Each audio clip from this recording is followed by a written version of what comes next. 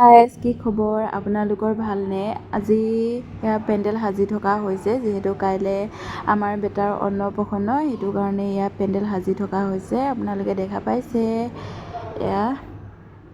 ইয়াৰ পৰাই এইফালে দিছে আৰু মই চব্জি বনাইছোঁ। এইফালে মাহীদেউ হেল্প কৰিছে আৰু ভণ্টিজনী।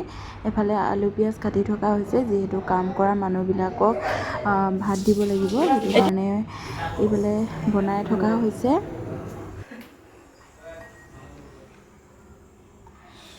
মাংস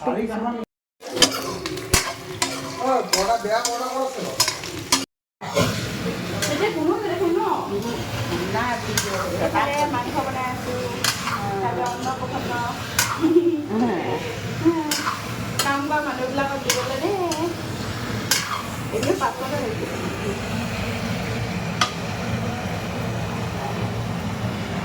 এয়া আদা ৰচুন, এয়া আদা ৰচুন।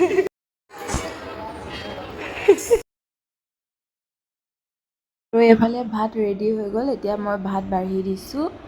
এতিয়া কাম কৰা মানুহখিনি ধুনীয়াকৈ খাব। মই গৰমে গৰমে বাঢ়ি দি আছোঁ।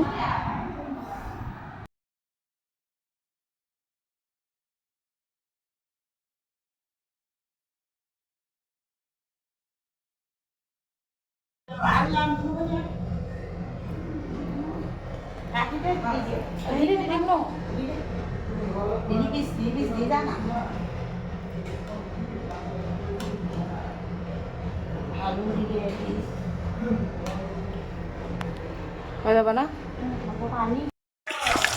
এয়া ৰাতিৰ কাৰণে আকৌ মাছ বনাইছোঁ। বহুত ভাগৰ লাগিছে ৰাতিপুৱাৰ পৰা কাম কৰি। আকৌ মাছ বনাইছোঁ। ভাত চব্জি হৈয়ে গ'ল। এইফালে মাছটো ফ্ৰাই কৰিছোঁ আৰু এইখিনি আছে। আৰু এইফালে আইতা আৰু ছোৱালীজনীৰ লগত পুৰা ধেমালি কৰি আছোঁ আমি। ধেমালি কৰি বেলুন ফুলাই আছোঁ, চাওকচোন।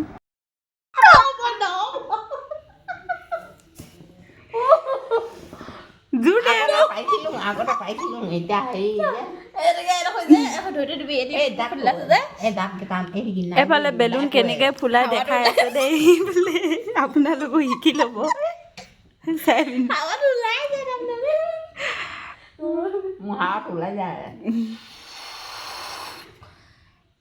ফুলিছে দে, বেলুনটো ডাঙৰকৈ ফুলিছে।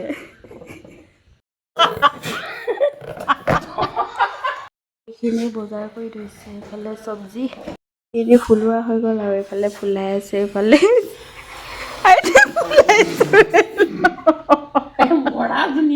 ধুন মাইনা ধুনীয়াকৈ শুই আছে। ছোৱালীজনীয়ে হেল্পিং কৰি দিছে। ইফালে মাছ আৰু ইয়াত আছে দালি, দাংবডি, আলু, ইমানেই আৰু বেলেগ চব্জি নাই। ইফালে পানী বটল। এইফালে চকু ক'লা পৰি গৈছেগৈ, বহুতো টোপনি ধৰিছে কিন্তু শুবও নোৱাৰি আৰু ডেক'ৰেশ্যনবিলাক কৰিব আছে।